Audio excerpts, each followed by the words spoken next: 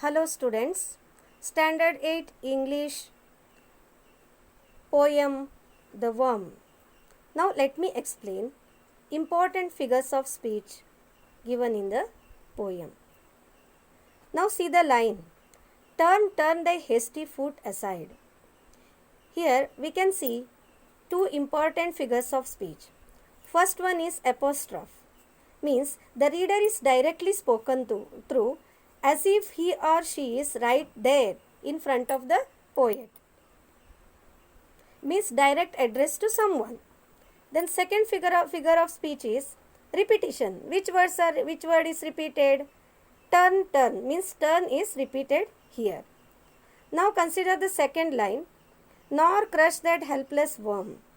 Here again we see the figure of speech apostrophe.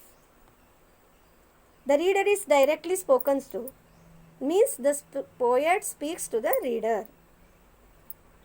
Then imagery is here. The poet uses descriptive imagery to make the poem appealing for the reader. Consider the third line. The frame thy scornful looks deride.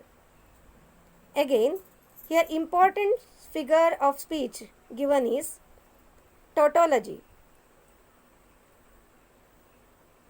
Here scornful and deride, these two words convey almost same meaning, that means hatred.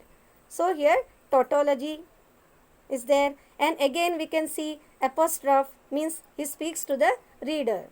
Next consider the line, a portion of his boundless life on that poor worm bestowed.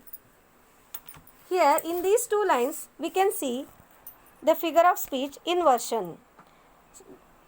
When the order of the words has been interchanged and we have to correct it, and the correct order of the words are, a portion of his boundless life bestowed on that poor worm. Now consider the line, the sun, the moon, the stars he made. Which figure of speech is there? Imagine inversion. He made the sun, moon and stars. Again one important figure of speech is alliteration. Here M and S sound has been repeated for poetic effect. Then see the line, to all his creatures free. Again we see inversion here, free to all his creatures. Now consider the line, and spreads over earth the grassy blade. Inversion is there obviously, and spreads the grassy blade over the earth. Consider the next line, for worms as well as thee.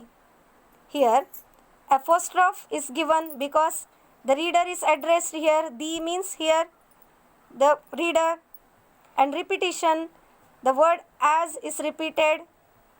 Now consider the line, let them enjoy their little day.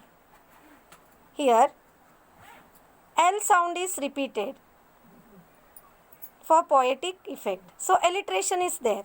Again important figure of speech is apostrophe. Now consider the last two lines. Oh, do not lightly take away the life thou canst not give. Here alliteration means L sound is repeated, life and lightly. Then apostrophe, reader is addressed here. And another important figure of speech is epigram, means it is a brief witty statement about the topic. That means, oh, do not lightly take away the life thou canst not give. Here witty means humorous statement is given.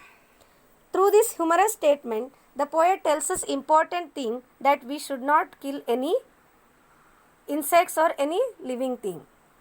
Thank you. चला चहा ठेवा जा.